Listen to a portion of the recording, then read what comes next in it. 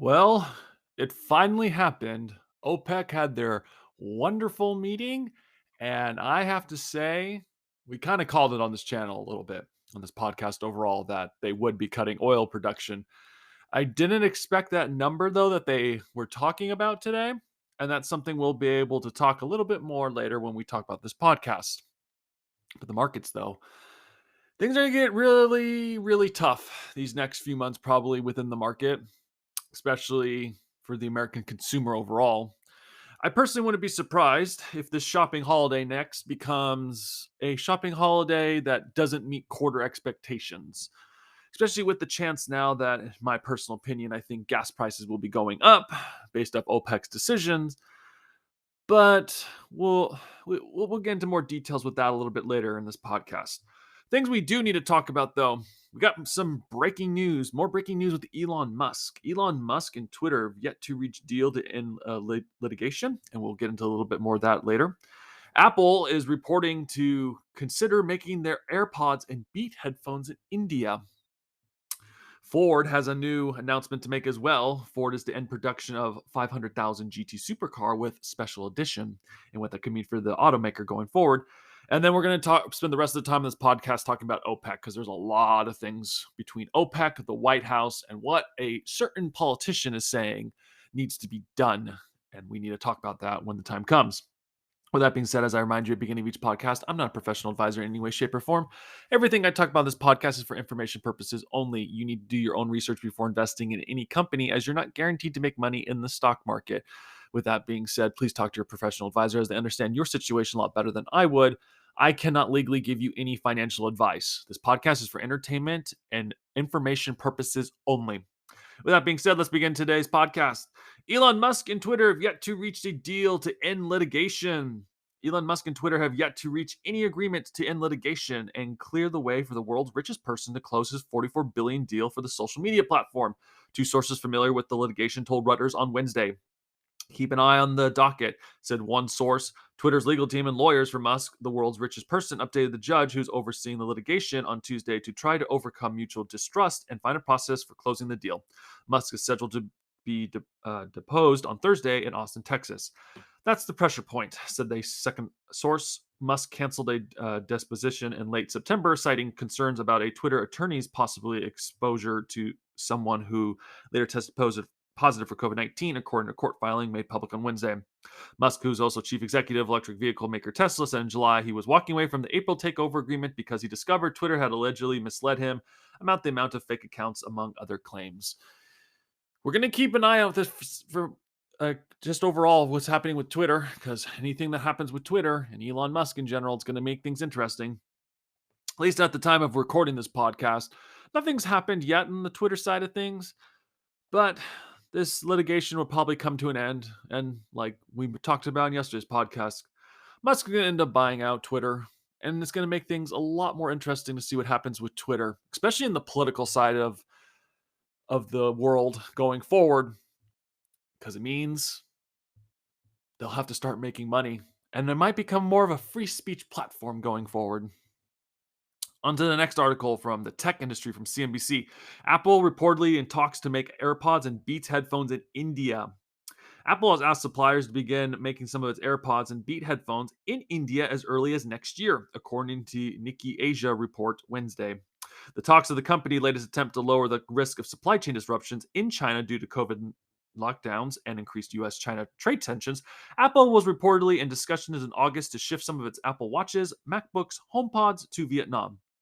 It announced in September it's assembling some of its flagship iPhone 14 phones in India. Apple still relies heavily on China for the majority of iPhone production. Foxconn, one of Apple's manufacturing partners, will make the Beats headphones in India and strive to produce AirPods there in the future. According to the report, Luxshare Precision Industry, which makes Apple's AirPods in Vietnam and China, will also help the AirPods production efforts in India. Apple has been looking to increase sales in India, the world's second largest smartphone maker. And though the company's shift to production in India was initially aimed at increasing sales, it's now treating the country more like a strategic production base, according to the report. India will work to attract further investment by spending more than $30 billion on its electric supply chain, the Nikkei Asia said. An Apple representative did not immediately respond to requests for comment. This might actually be good for India. few weeks or a couple podcasts ago, we had spoken about how India was going to try to become the chip making powerhouse in the making. And this could technically help start that process a lot sooner, especially if Apple realizes that, hey, we can be able to get the engineers that we need and the workforce that we need to be able to make our products and services. It's also interesting to point out too that I believe, if I'm not mistaken, Apple starts is making their own chips. I believe I could be wrong on that, but at least as of right now, this move of Apple moving to India for at least some of its products and services, I personally wouldn't be surprised if Apple moved a little bit more of their productions for the Macs and the PCs to India as well. It'd be a smart move for them in the end to be able to use China and India, especially since China's still in lockdown mode. Even Jim Cramer says one of the reasons why the market isn't going to rebound soon is because of the COVID lockdowns in China still. The zero COVID policy that China's trying to obtain, but most likely will never obtain. But it's a good move on Apple's part. And Apple's probably going to see a lot of benefits being in India overall. And like I said, I personally wouldn't be surprised if they eventually just decide to move a lot of their making of their products to India. They're not going to leave China completely, don't get me wrong. But if they really want to get more consumers in Apple products and services, expect them to start making their stuff in India as well. On to the next article. Ford to end production of 500,000 GT supercar with special edition. From Detroit, Ford Motor will end production of its 500,000 GT supercar later this year with a special edition model paying tribute to the vehicle's racing heritage. The Detroit automaker on Wednesday said that the 2022 Ford GT LM edition will be the last model of its third generation car, which was resurrected in 2016 after being a decade out of the market. Ford said only 20 of the GT LM edition cars will be produced. Deliveries are scheduled to begin this fall, with production wrapping up later this year, according to the automaker. Quote, as we close this chapter of the off-roading, as we close this chapter of the road going Ford GT, the GT LM edition gave us a chance to inject even more heart and soul from podium finishing race car, furthering the tribute to our 2016 Le Mans win. Mark Rushbrook, global director of Ford Performance Motorsports, said in a release, the GT is a collector's car stepping in racing history. This GTLM edition pays tribute to the third generation supercar overall win at 2060 Le Mans 24 hours, as well as Ford sweeping the podium to beat Ferrari, as portrayed in Ford versus Ferrari in 2019 as the famous French race in 1966. The current generation GT was surprise revealed at the 2015 North American International Auto Show in Detroit. Ford kept the car a secret even within the company, only allowing select executives and employees to work on it in a nondescript basement room in a building near its headquarters in Dearborn, Michigan. Only 1,350 of its first generation GTs powered by a twin turbocharged 3.5 liter EcoBoost V6 engine with 660 horsepower and 260 miles per hour top speed were produced by the supplier and contracted manufacturer Multimatic Inc. of Markham, Ontario, in Canada. A Ford spokesman declined to comment on the possibility of a fourth generation GT in the future. He also declined to comment on pricing of the latest limited edition model, saying the GT pricing has started around 500,000. Yeah, some rich person's going to get this probably. It's going to be an interesting day, especially if there's ever like an article that's like, see this celebrity take a Ford that's worth 500,000 plus and total it. Hopefully, at the end of the day, Ford decides to make the fourth generation so that there's more out there. It's good to see that Ford is still trying to compete, though, with Ferrari at some points in their history of racing. Good to see that little competition spark is still alive within Ford overall. But it's the end of the era. But it's good to see that Ford is still in somewhat of the positive news across the board. All right, let's now get into the more serious matter of this podcast today, oil. Okay. The world in which we live in, we cannot survive without oil, as it's been made very clear. And we are relying on other nations to allow us to have our oil currently. And when you rely on other nations, they can control your future. And that's a disturbing thought to think about. From CNBC and the oil industry, OPEC Plus to cut oil production by 2 million barrels per day to shore up prices, defying U.S. pressure. A group of some of the world's most powerful and oil producers on Wednesday agreed to impose deep output cuts, seeking to spur a recovery in crude prices despite calls from the U.S. to pump more to help the global economy. OPEC and non-OPEC allies, a group often referred to as OPEC Plus, decided at their first face-to-face gathering in Vienna since 2020 to reduce production by 2 million barrels per day from November. Yeah, I was not expecting 2 million barrels per day. In our reports that we had talked about on this podcast, we were reading about 250,000 to about a million. So 2 million, that's a huge significance right there. Energy prices participants have expected OPEC Plus, which includes Saudi Arabia and Russia, to impose output cuts of somewhere between 500,000 barrels and 2 million barrels. The move represents a major reversal in production policy from alliances, which slashed output by a record 10 million barrels per day in early 2020 when demand plummeted due to the COVID 19 pandemic. The oil cartel has since gradually unwound those record cuts, albeit with several OPEC Plus countries struggling to fulfill their quotas. Oil prices have fallen to roughly $80 a barrel from more than 120 in early June, amid growing fears at the prospect of a global economic recession. The production cut for November is an attempt to reverse this slide, despite repeated pressures from U.S. President Joe Biden's administration for the group to pump more to lower fuel prices ahead of the midterm elections next month. Oh, midterm elections are coming up, and Joe Biden and his presidency is pretty much screwed at this point. Continuing on with the article, international benchmark Brent crude futures trade at $92.82 a barrel during Wednesday afternoon. Deals in London up around 1.1%. U.S. West Tex Instrument futures, meanwhile, stood at $87.37, almost 1% higher. OPEC Plus will hold its next meeting on December 4th. Now we get into the White House. White House disappointed. The White House said in a statement that Biden was disappointed by the short-sighted decision by OPEC Plus to cut production quotas while the global economy is dealing with the continued negative impact of Putin's invasion of Ukraine. It said that Biden had directed the Department of Energy to release another 10 million barrels from the Strategic Petroleum Reserve next month. In light of today's action, the Biden administration will also consult with Congress on additional tools and authorities to reduce OPEC's control over energy prices, the White House said. Okay, we need to remember that. In light of today's action, the Biden administration also will consult with Congress on additional tools and authorities to reduce OPEC's control over energy prices, the White House said. How much do you want to bet next time Exxon and Chevron release their earnings, President Joe Biden is going to blame oil companies for the high gas prices across the nation? He's done it before. We're not going to quote him again here on this podcast, but he said that oil companies made more than God himself. Actually, we did just quote him because we had to. Trip down memory lane from those past podcasts, but it's kind of disappointing.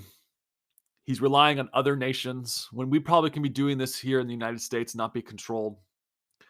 The statement added that OPEC Plus announcement served as a reminder of why it's critical for the United States to reduce its reliance on foreign sources of fossil fuel. To be sure, the burning of fossil fuels such as coal and oil and gas is the chief driver of the climate emergency. Speaking at a news conference, OPEC's Secretary General defended the group's decision to impose a deep output cut, saying OPEC Plus was seeking to provide security and stability to the energy markets. Asked by CNBC's Hadley Gamble whether the alliance was doing so at a price, they replied by saying everything has a price. Energy security has a price as well. And the last thing we'll read before we get into more about the White House, okay? It says selfish motivated. Energy analysis said that the actual impact of the group's supply cuts for November was likely to be limited, with unilateral reductions by Saudi Arabia, the United Arab Emirates, Iraq, and Kuwait likely to do the main job. What's more, analysis said that currently difficult for OPEC Plus to form a view more than a month or two into the future, as energy markets, the uncertainty of more European sanctions on non-OPEC producer Russia, including on shipping, insurance, price caps, and reduced petroleum imports. In his own words, OPEC's mission is to ensure an adequate pricing environment for both consumers and producers. Yet the decision to reduce output in the current environment runs counter to the objective. Yeah, they're probably doing it because they want to make more money, because they realize that the demand is still going to be high for a while, and if they cut production, they can say, "Hey, we need more money if we want to be able to give you more oil." Okay. Because on the politics side of things in the White House right now, it says White House lobbying fails to prevent OPEC Plus production cuts. And there's a kind of information's kind of a little skewed at times, it seems like, maybe. Says Washington, a desperate last-ditch effort by the Biden White House to convince OPEC Plus members to vote against a proposed production cut at Wednesday's meeting in Vienna failed, as the oil-producing cartel announced a larger-than-expected output of 2 million barrels per day. Shortly after the announcement, President Joe Biden told reporters at the White House that he thought the cut was unnecessary, although he said that he had yet to see all the details. Yeah, it's going to be interesting to see how he reports on this later when he actually talks about it in his briefings. Following Biden's remarks, White House officials said that the president was disappointed by the short-sighted decision by OPEC Plus to cut production quotas while the global economy is dealing with the continued negative impact of Putin's invasion of Ukraine. Until Wednesday, the White House had avoided making any public comments that suggested there was friction between Washington and leading OPEC member states. But behind the scenes, members of the Biden administration have been pulling out all the stops, reaching out to partners in the Persian Gulf and warning of drastic consequences to the global economy if the production cuts was announced, according to multiple people familiar with the situation. The White House even tried unsuccessfully to enlist companies to speak out against a production cut, according to people who asked to remain anonymous to describe private conversations. Wednesday's announcement was OPEC's first major output cuts. It's early, the coronavirus in 2020. We've talked about that a little bit. This is where things, the midterms, it's all about the midterms right now in oil. With U.S. midterm elections just a month away, any increase in gasoline price resulting from higher oil prices would be political gift to Republicans who have blamed Biden for the record high gas prices brought on primarily by Russia's invasion of Ukraine. As a member of the expanded OPEC Plus group, Russia is poised to benefit significantly from the decision made at Wednesday's meeting, which was attended in person by Russian Deputy Prime Minister. The Kremlin is heavily dependent on oil export revenue to fund its war in Ukraine, and its own petroleum production has fallen since the start of the invasion. Yeah, I doubt it. I don't think they're reporting fully on that 100%. Just my opinion overall. Because, like we've mentioned, and I know I'm just beating a dead horse at this point, but there's always new people who are listening onto this podcast, and I don't know when they're jumping in to listen, and I'm just going to keep repeating it. But we know Russia's selling oil to China, and China's most likely going to be consuming more oil from Russia because it's cheaper to buy it from Russia across the board. Especially now, since they're being reporting that it's going to potentially get up to $100 a barrel now for oil now. It's going to be insane what happens in that regard. Correct. Going on, says newly announced production cut will buoy Russian oil's revenue heading into winter when demand for Russian energy in Europe and Central Asia typically rises. This is especially important for Moscow, given that the European Union is preparing to impose Russian oil embargo, and G7 nations are finalizing to impose a limit on the price of G7 nations transports and Russian oil as they plan to Asia and Africa. You know, this is probably going to cause a lot of conflict soon, in my personal opinion. I wouldn't be surprised, and this terrifies me to say this, but I wouldn't be surprised if there becomes conflict soon with the United States in some way, shape, or form. Because we're going to have a lot of issues if our gas prices keep going up within our own country. And it seems like it because of this article from CNBC, from the Energy Department from CNBC. Time for U.S. to reevaluate Saudi relationship, Senator Chris Murphy says ahead of OPEC output cut. The influential alliance of some of the world's most powerful oil producers is reportedly considering its largest output cut. We know that, 2 million barrels a day. Quote, I think it's a mistake on their part, and I think it's time for the wholesale reevaluation of the U.S. alliance with Saudi Arabia, Murphy told CNBC's Hadley Gambley Tuesday. Murphy said that the United States needed the Saudis to take steps that may affect their short-term bottom line when it comes to oil revenues, but which would allow the West to survive the challenging against Russia. Quote, I just don't know what the point of the current alliance is if we have to work so hard to get Saudis to do the right thing, the Democratic Party member Murphy said. The U.S. President Joe Biden visited the Saudi government in July in a bid to ramp up oil production and rein in soaring energy prices. Increased production would flood the market with oil, helping to cool global gasoline prices, which can hurt the U.S. economy when they are sky high. Murphy added that he does not think the Biden's visit had gone what they needed from the Saudis and cautioned on the United States having any sort of business dealings with Saudi Arabia. Saudi Arabia seems to be working directly with the Western interest, said Timothy Ash, senior emerging market strategist at Blue Bay Asset Management. Saudi Arabia is working with Russia to limit oil production and boost international oil prices in the middle of the global cost of living crisis. And yet Saudi still thinks it can tap Western capital markets to fund projects like Nemo. He said in an email comment, the Nemo project is an ambitious city plan founded by Saudi Arabia's crown prince, which aims to incorporate smart city technologies and build a futuristic town. Associating with a brutal regime, I think you got to be very careful to do business with the Saudis these days. You're condoning and associating yourself with a brutal regime, he said. A regime that frankly doesn't seem to be willing to stand with its allies in Europe, in the United States, and we really need them to. What's the point of looking the other way if the Saudis chop up the journalists? And we're not going to get into that part where they're talking about how they killed a journalist. I mean, OPEC's in control. Our markets, our oil markets, are going to be controlled by OPEC going forward. They are. I mean, I keep saying this on this podcast, and this is not financial advice. None of this ever is financial advice. This is more of information, entertainment purposes only. When you rely on other nations for your supplies, this is the end results. Okay, let's look at a trip in history. The United States was, before World War II, was giving a lot of their oil to Japan. Japan was invading. The United States said, "Hey, we don't want you to be invading anymore." And so they cut up a lot of their oil supplies. And then that's what caused Japan to attack Pearl Harbor, which then got the United States into World War II. We should take a look at our own history, because when you rely on other countries, you're at the mercy of those other countries. We could probably be drilling our own stuff here, and then we don't care what the Saudis do at that point. We could probably flood the market with our own oil, but that would require actually wanting to drill. Because it says here with OPEC control, OPEC wants to stay in control of the market and wants to keep the market in balance and ensure what they've already achieved over the last few years remains in place, said commodity analysis at UBS Wealth Management. He also added the oil prices tapered quickly in recent months due to aggressive monetary policy tightening in Europe, as well as the strong US dollar.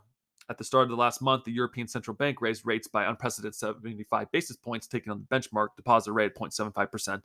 The bank also revised up its inflation expectations for 2020 for the average of 8.1%. Global oil prices skyrocketed to more than $120 a barrel after the Russian invasion of Ukraine, but have eased down to $80. And they're saying here that they believe that it's going to eventually go up to, it says here, the analysis added the different interventions by the U.S. administration irritated the OPEC players, such as the massive release from strategic oil reserves.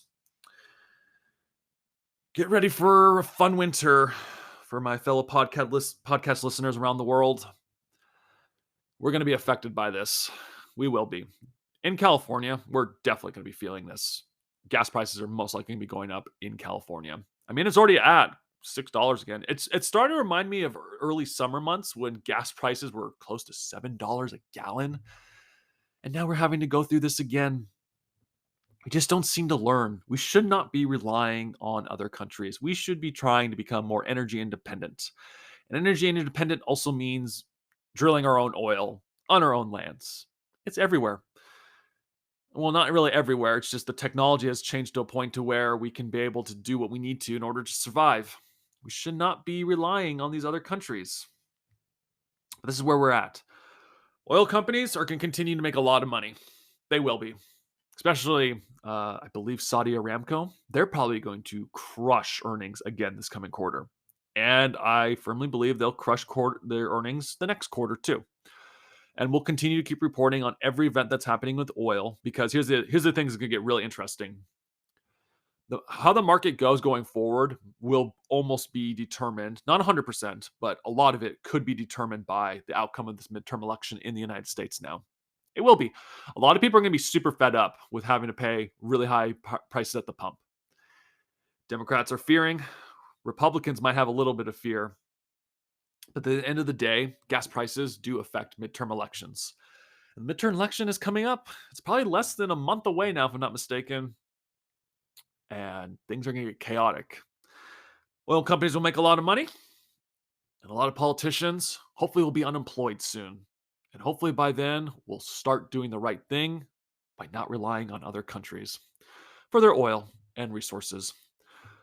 That being said, fellow podcast listeners, I hope you've enjoyed listening to this podcast today. Thank you for so much for listening to it today. If you've enjoyed it, please like and subscribe to this podcast. As every like and subscription we get to this podcast helps grow our channel, so we're able to keep talking about events that are still happening within the stock market.